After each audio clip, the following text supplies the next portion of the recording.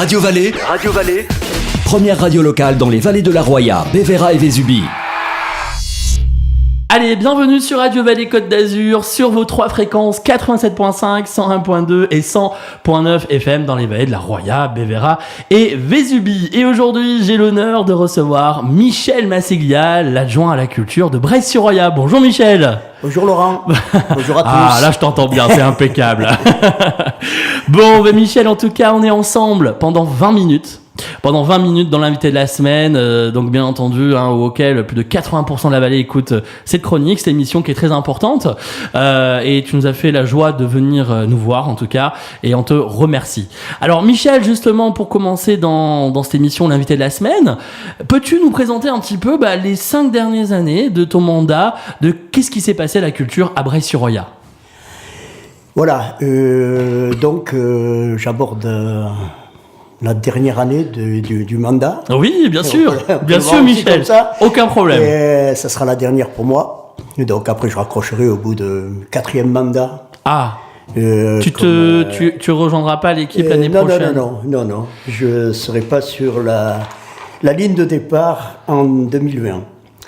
Donc c'est 5 années où j'essaie de m'efforcer en partant d'une situation de fait, à Breil, par exemple, quels sont nos moyens en termes de moyens financiers, mais aussi en termes de salles, etc. Qu'est-ce qu'on pouvait faire qui soit pertinent et intéressant pour la population. Avec une certaine philosophie, parce que l'action culturelle, c'est pas quelque chose qui est comparable à ce qu'on peut trouver dans d'autres domaines, dans les communes, par exemple les travaux, l'urbanisme ou le social. L'action culturelle, mais aussi sportive, puisque moi je travaille sur la culture, le sport et les associations, c'est un ensemble cohérent. On peut très bien ne rien faire à la culture sans que ça pose un problème pour la vie du village. La culture, parce qu'il y a des associations, nous on dénombre une 50aine d'associations. Il y a beaucoup d'associations à Breil. Il y a beaucoup d'associations, un tissu associatif très riche avec des militants associatifs qui s'engagent, qui sont dévoués. Et je rappelle que ce sont des bénévoles, donc ils travaillent sans être rémunérés, et ça c'est quand même quelque chose d'important. Donc à partir de là, qu'est-ce qu'on pouvait faire d'intéressant? Un exemple, c'est l'art lyrique, par exemple. Pourquoi essayer de développer l'art lyrique à Breil? Parce qu'on n'a pas de salle de spectacle. Par contre, on a des églises. Oui, très belles églises. Ouais. Et on a un patrimoine. Donc, il y a tous les ingrédients pour arriver à faire quelque chose dans ce domaine-là. Et puis, c'est intéressant, parce que c'est original, l'art lyrique. En plus, on a à Nice un conservatoire d'art lyrique d'Elisabeth Vidal, on a à Monaco où il y a beaucoup d'artistes qui se retrouvent là-bas. Bien sûr. Donc, pour nous, ça peut être intéressant à notre niveau, c'est-à-dire une petite ville du moyen pays. Voilà. Donc, l'idée, c'était de travailler sur le vivre ensemble, dans le sens où il fallait essayer d'investir des domaines qui sont méconnus. Bien sûr, par exemple, l'art contemporain. L'idée, c'est d'apporter à la population, aux jeunes en particulier, une certaine connaissance des choses. Qu'est-ce que c'est que la culture, dans quel domaine, etc. Alors, il ne faut pas que, de mon point de vue, c'est philosophique, il ne faut pas que l'adjoint à la culture ils disent, bon, ça j'aime, on fait, ça j'aime pas, on fait pas. Je comprends. Voilà. Parce qu'il y a des choses, moi j'ai mes propres idées sur ce qu'est la beauté, mais c'est pas mon travail d'adjoint à la culture. Et donc essayer de proposer aux gens une palette de choses, et surtout des choses qui sont pas courantes, quoi. L'art lyrique, par exemple, l'art contemporain, c'est intéressant, ça. Oui. Et en plus, le tissu associatif, c'est le point de départ de la démarche. C'est-à-dire que la commune est la ce qu'on appelle la puissance publique, si tant est qu'il puisse y avoir une puissance, c'est de compenser les secteurs qui sont pas occupés. Bien sûr. Donc, c'est les associations qui ont l'initiative, et nous, communes, on vient après, on vient compenser ou rediriger sur certains secteurs qu'on considère non pas comme prioritaires, mais comme délaissés. Faut voir que sur le littoral, on est considéré comme un public empêché. D'accord. C'est un vocable qui revient souvent, quoi, hein. On considère qu'on est loin de tout. Un peu retiré, un peu retiré. Voilà, un peu retiré. Donc, voilà, ça, c'est quand même une dimension assez importante, quoi, parce que de là, il découle toute une série de choses. Par exemple, le cinéma. Tous les 15 jours, à 18h30, le mardi. Donc le mardi, voilà. À la Cadebreuil, il y a des projections de très beaux films, hein, de très beaux films qui sortent en salle. Oui. Et c'est organisé par le conseil départemental, ça coûte rien aux communes. Les gens payent un prix modique d'entrée par rapport à ce qu'on paye. Oui, c'est quoi? C'est 5 € l'entrée, je crois. 5 € l'entrée pas... pour les adultes, un peu moins pour les enfants. C'est accessible. Voilà. Donc on essaye de maintenir ça contre vents et marées. Bien sûr. Hein, il faut bien voir aussi que Internet, les plateformes de diffusion de films, ça aide. Il y a du monde encore un petit peu, Michel, qui vient au cinéma, Breil. Ça dépend, sans langue de bois, on le dit. Hein, ça va dépendre de quel film est projeté. Bien sûr, d'accord. Voilà. J'essaie, moi, par exemple, de travailler avec l'entreprise qui projette les films. Qui gère ça, bien sûr. Voilà, hein, de travailler sur, par exemple, des films sur le climat. Oui, c'est parce qu'il me semble que c'est intéressant, et au travers du cinéma il existe toute une palette de films qui permettent justement de sensibiliser à ces questions-là. Donc 2-3 fois dans l'année on projette des films comme ça. Après sinon il y a tous les films qui sont à l'affiche, etc. Hein. Voilà. Donc on peut aller de 5-6 personnes à 40 personnes. Voilà. Bon, en tout cas, on espère qu'il y a souvent 40 personnes. On n'est pas les plus mauvais dans le département, paraît-il. Alors, très bien. Ok, très bien, Michel. Alors, j'ai une deuxième question, parce que c'est vrai que monsieur le maire, André Hyper, a fait une annonce. Donc, on a eu pas mal de retours de la part des auditeurs de Radio Vallée au sujet du chapiteau de Breil-sur-Roya. Donc, si j'ai cru bien entendre, donc ce chapiteau va être enlevé, hein, si j'ai bien compris, et remplacé par un nouveau chapiteau, Michel. Ouais.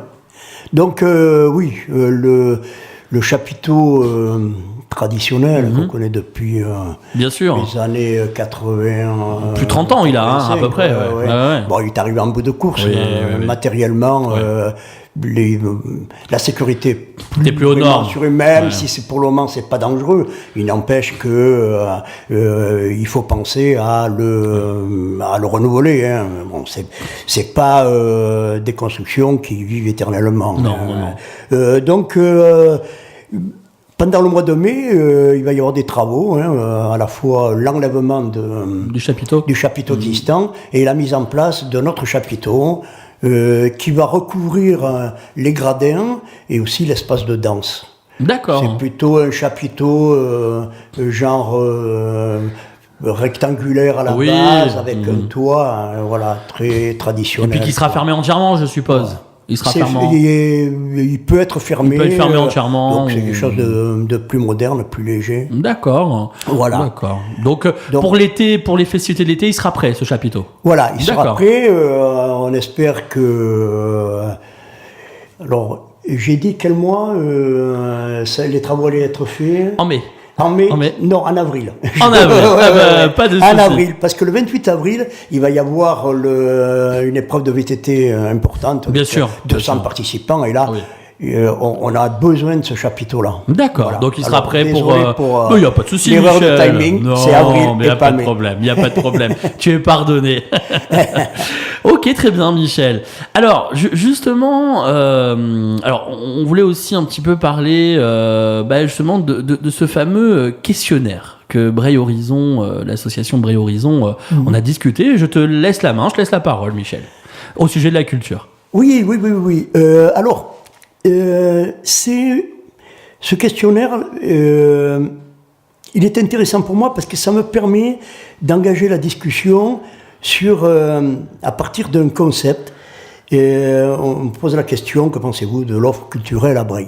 C'est la notion d'offre culturelle qui est intéressante pour moi, comme angle d'attaque. Ce n'est pas le résultat du sondage. Non, bien sûr, il n'y a pas de polémique. Mais c'est le concept d'offre culturelle, c'est-à-dire qui dit offre, dit demande, etc.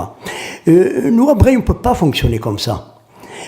Parce que, comme je disais tout à l'heure, on part d'un existant. On ne peut pas s'adresser à la population en disant qu'est-ce que vous voulez, quoi.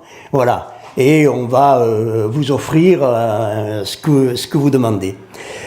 Non, parce que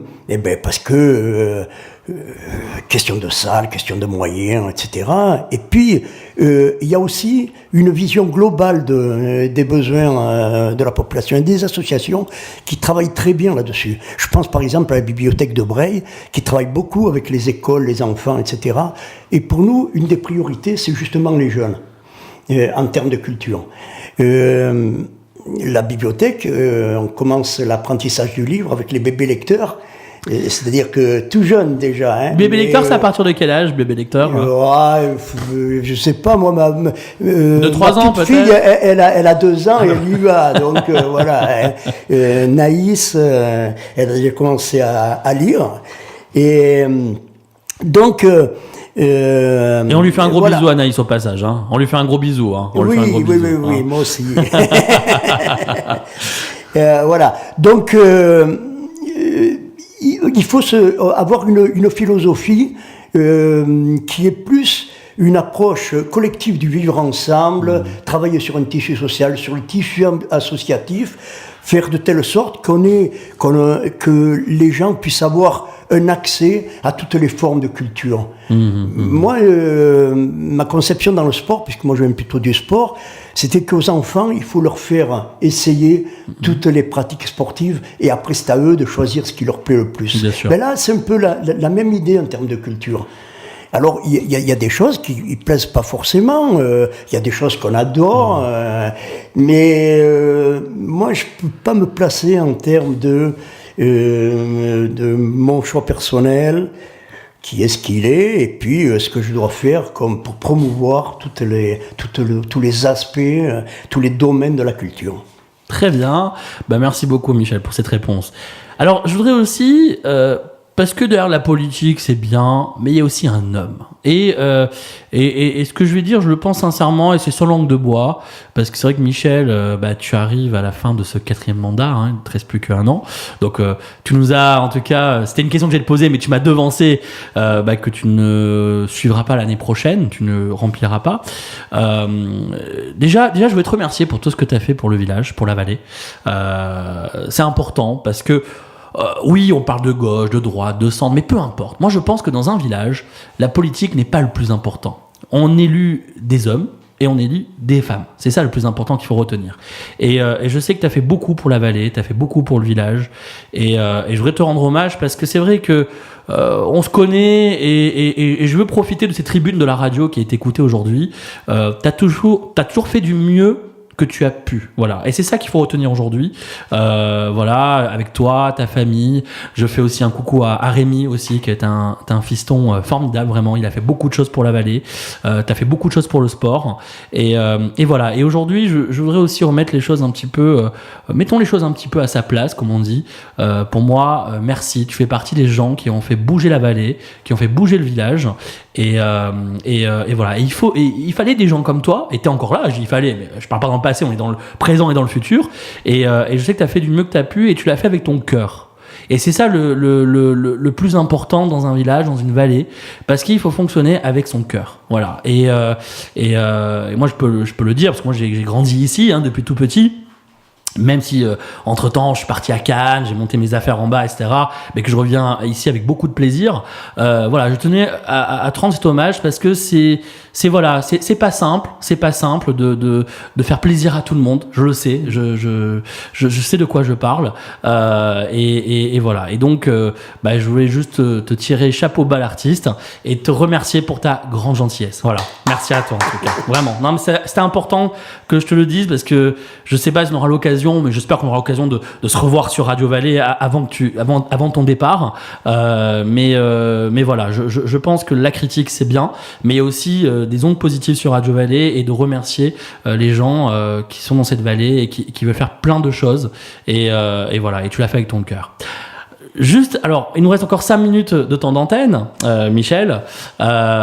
Justement, est-ce que tu peux nous parler un petit peu de qu'est-ce qui va se passer cet été à Breil au niveau de la culture? Alors, bien sûr, d'abord, on va parler de la Stacade, qui va être importante. Donc, la Stacade, confirme-moi, elle aura bien lieu cette année. Ouais, le 28 juillet. Alors, avant de rentrer dans le détail, d'abord te remercier pour...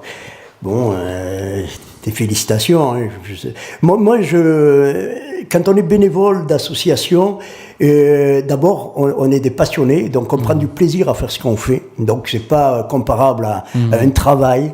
Moi, j'ai commencé dans les années 75 à militer en association. En 77, j'ai été élu mon premier mandat. J'étais déjà adjoint à la culture, entre parenthèses. D'accord. Avec les travaux.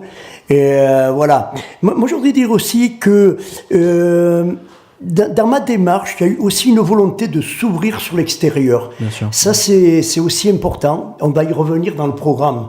Ça, c'est et s'ouvrir sur l'extérieur, il n'y a pas que la culture bréoise, entre guillemets. Bien sûr. Il y a aussi un tas de choses dans le monde qui existent et qui sont vraiment formidables.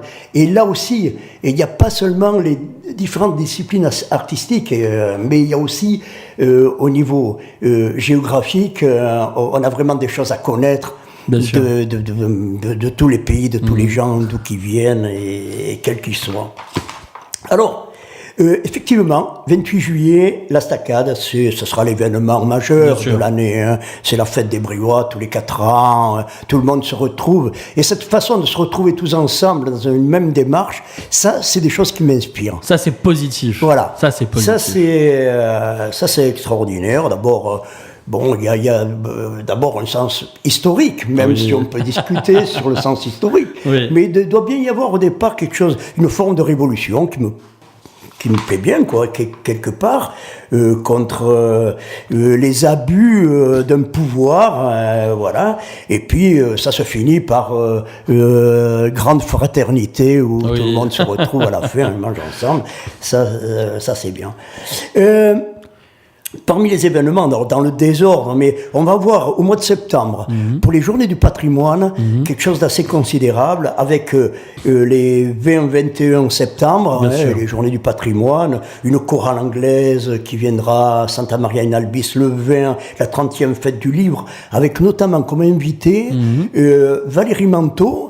C'est la lauréate du prix Renaudot. Je connais très bien, oui.